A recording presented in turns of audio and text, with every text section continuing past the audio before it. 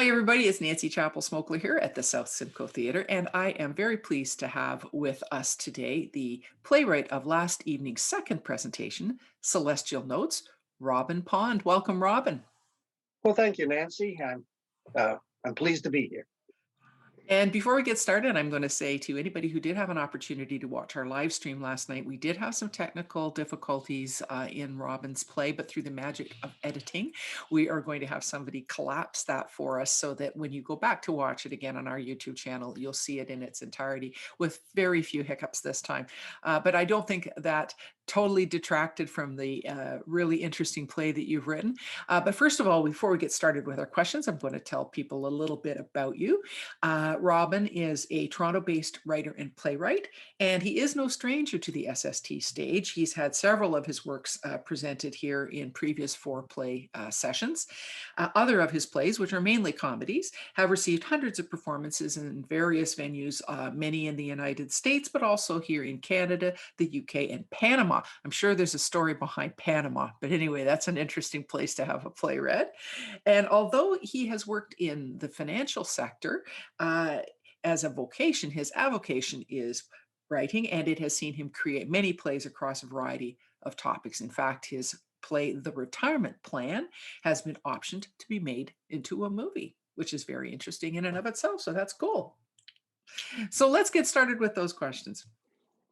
I have actually had the pleasure of performing in one of your plays in the 2015 four-play series we did in Praise of Zombie Workers, which was really interesting. And it's an intriguing premise, as was Celestial Notes. So how did you land on this particular idea? And what is your usual process for developing a play from the idea to the finished work?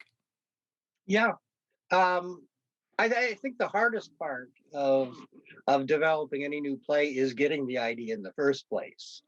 Um, Celestial Notes was different than my normal process because I actually participate sometimes in something called the Toronto Cold Reads, which is you show up, you're given a script, you read through it once, and then you go on stage and perform. It's a lot of fun. Mhm. But they also have a writer's challenge where they'll pick a name out of the hat, and then you're given some prompts, and a week later, you have to show up with a play. Wow. Sometimes this works, sometimes it doesn't, quite honestly. And I don't do this sort of thing very often, but I did with Celestial Notes, and I was handed one was a picture of a lighthouse, Mhm. and a piece of sheet music. So it was from that I came up with the premise that Ah. made the play. I also something I used to do pre-pandemic was sit in on a lot of university classes, Mhm. just because I'm interested, and also it's a great source of ideas. And I had been sitting in on an environmental chemistry class, so I think it's that sort of information in the background, plus these prompts put together, came up with the premise. Oh, wow, So yeah. that's how the thing came together, and it actually did come together in a week, which is Wow. way faster than my normal process.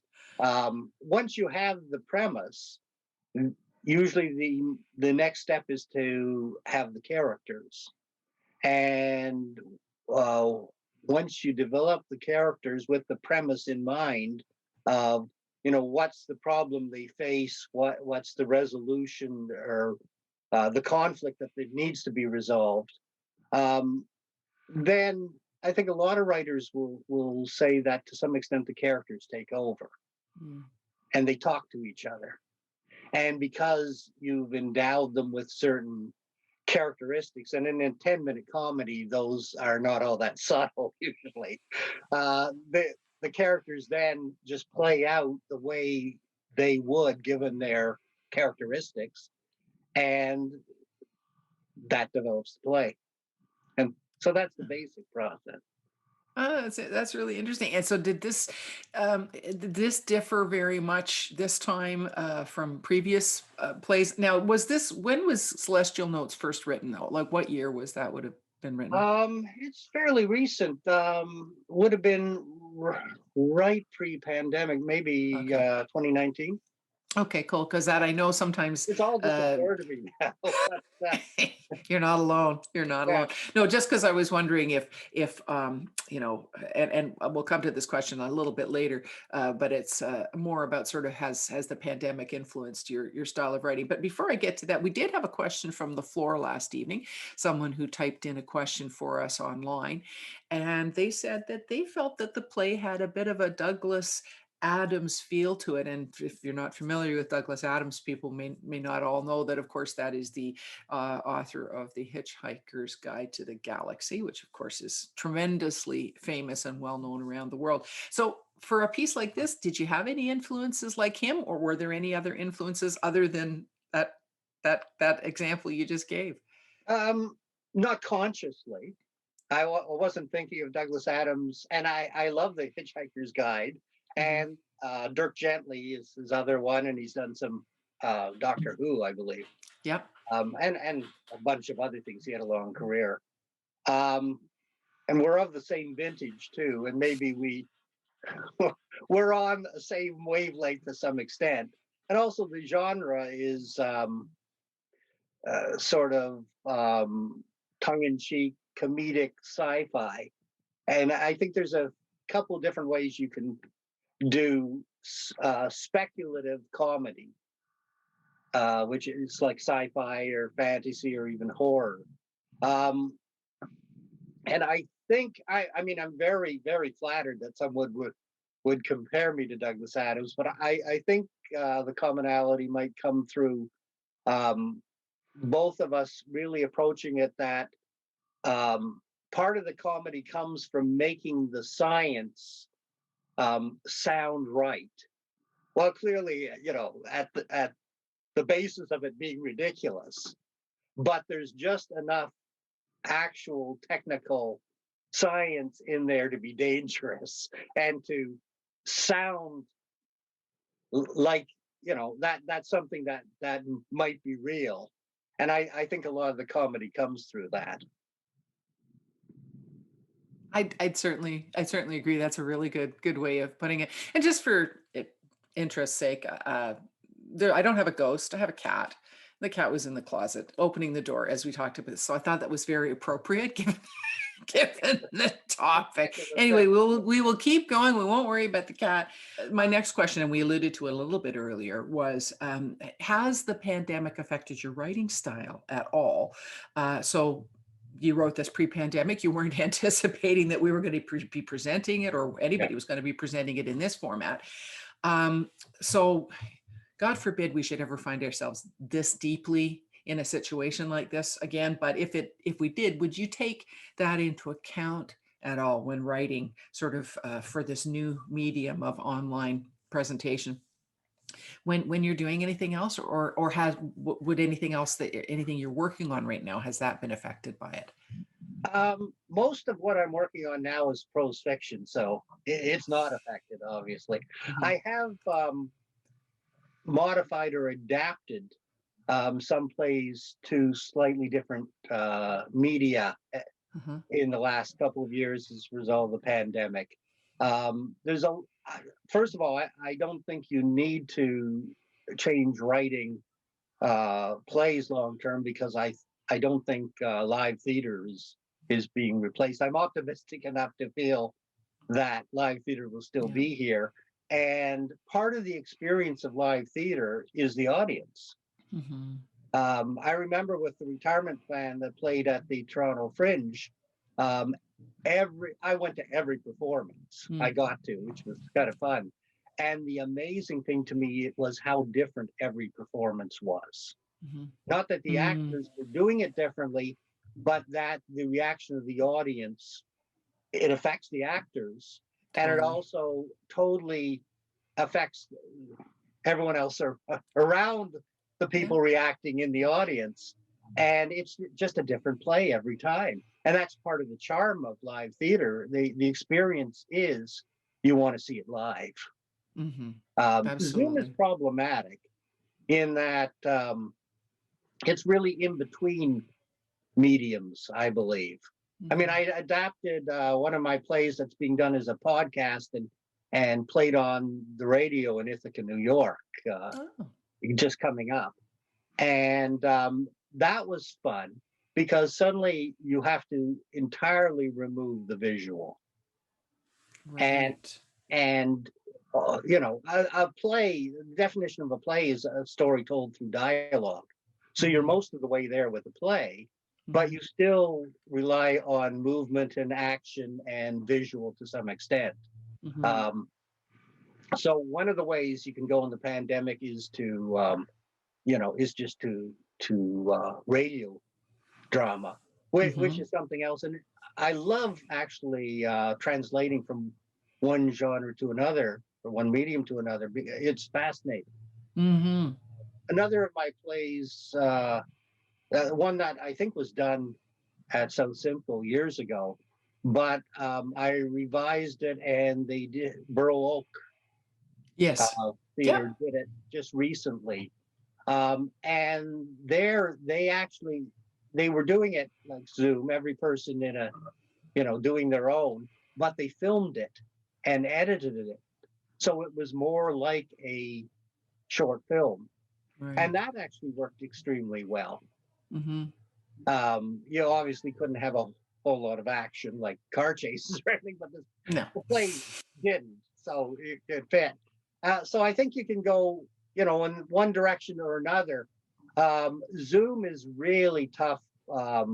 I think to as a medium for producing live theater, and kudos to the cast of all the plays for doing it and Hmm. for making it work. But one of the things I find on Zoom is there's just a slight, minuscule pause, Hmm. which throws off the timing of dialogue. Yeah, it And again, can. it's Yeah. fascinating how it works, but it just doesn't seem doesn't seem live, Hmm. and I Yeah. think that's problematic. So Zoom's maybe stuck in the middle between directions you can go in. I think again, full credit to people for loving theater enough to make it work in the last 2 years, and Hmm. all the theaters are doing this. But I think it is something that we'll be happy to go back to the live experience Oh, from no as question. soon as we can. No question, no question. And now with maybe things having changed slightly in terms of the reopening process here in Ontario, that may, we may be able to even get to some of the outside stuff a little sooner No rather fingers than later. crossed. We keep our fingers crossed. And you're quite right. I think it is different. I mean, we use StreamYards, which is a slightly different platform again, and allows us to take people in and out of scenes, whereas Zoom doesn't have that flexibility. But much of it is dependent on signal strength and Wi-Fi is working, and if you can plug into your modem, and sometimes it works, just goes off without a hitch, and then unfortunately you have situations like we unfortunately did last night. But as I say, we've got some tricks up our sleeve that we'll be able to knit that together for Well, that's people, good. and they And I can think watch it longer again. term, if we were stuck in this for a longer period of time, I think we'd actually be migrating more to the more heavily edited, almost Oh, film approach. oh, totally. Yeah. And there are some groups that have done that more Yeah, so. We yeah, yeah. chose not to, but you know what? Again, it's the live theater. What can I tell you? It's Well, the and way it and is. part of the charm too is the experimentation. Yeah. Yeah.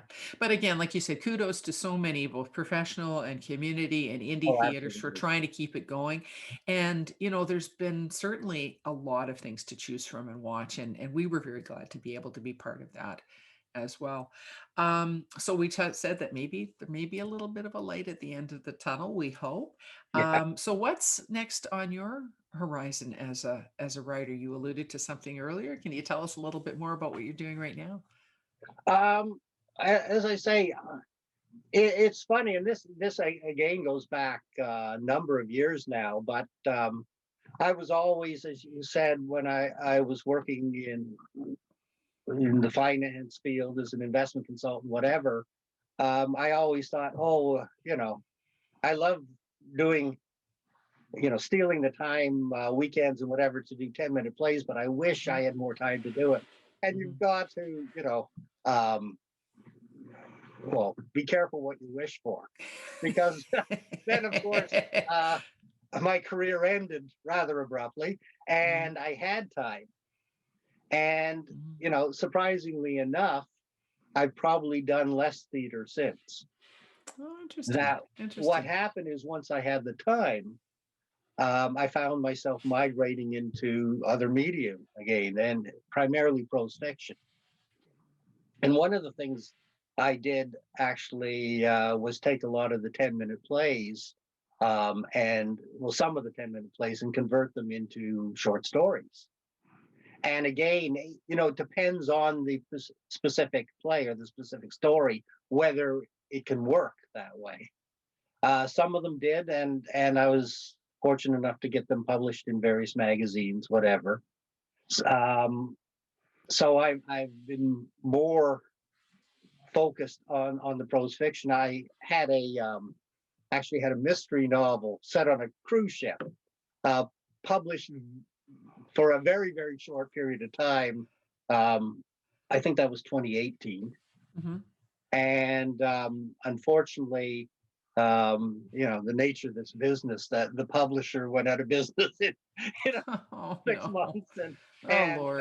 you know, Oh, not a lot of people um, bought the story. It was called Last Voyage, and okay. it was on Amazon and whatever Goodreads Mhm, for a mhm, short period of time. mhm. Um, I find as I go on, and this is probably my perverse nature, but I'm writing more and more experimental things that are probably going to be harder to ever get published or see the light of day.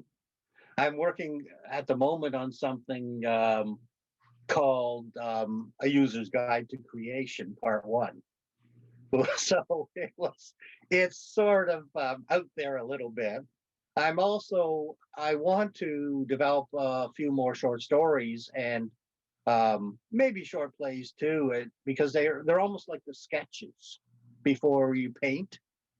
I find a 10-minute play can often be a great way to get into a premise. Um, but I've had, as I say, I think I've had 7 short stories published in various Mhm, magazines, mhm, mhm. e-zines, whatever. And I'm looking to develop enough of those that I have a collection that I want to publish at some point in the future, but probably Wonderful. down the road. Oh, that's lovely. Oh, that's wonderful. Well, again, it's lovely to see that people again are again, it's like everything in this time, but I mean even before, to be nimble and to be able to sort of turn and change things and adapt and as you say, sort of moving less out in the playwriting world to the prose fiction. So that's really, really cool. So thank you for that.